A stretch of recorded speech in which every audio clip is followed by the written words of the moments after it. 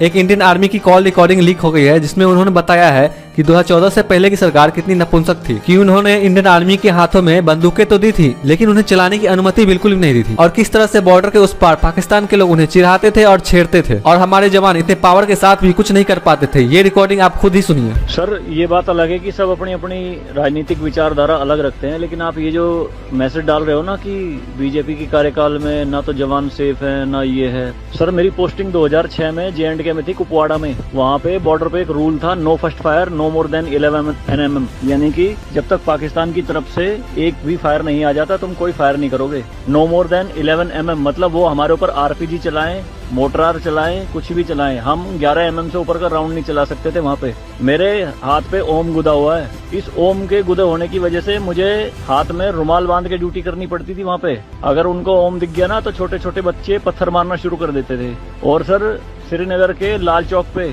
26 जनवरी के दिन बहुत बड़ा तिरंगा बिछा के जिंदी गाय काटी थी, जिंदी, और जिंदी की खाल उतारी थी सबके सामने, पूरी सेना के सामने। यूनिट खड़ी थी वहाँ पे पूरी, और चक्कू लहरा के खूब बोलते थे, क्यों भाई हिंदुस्तानी कुत्तों, तुम्हारी माँ है ना ये, देखो क्या हाल करेंगे इसका हम। भाई कुछ नहीं उखाड़ सकते थे उनका। क्यों? क्योंकि सेंट्रल में गवर्नमेंट गंडवी थी, नपुंसक गवर्नमेंट थी। हमारे सर पे चौकी बना ली थी उन्होंने, जो LAC है ना, LOC, उस पे बिल्कुल वहीं 50 मीटर के दायरे में। और रात में बड़े बड़े स्पीकर पे माइक पे बोलते थे पाकिस्तानी रेंजर्स, अरे अपनी बहनों को एक रात के लिए हमें दे दो।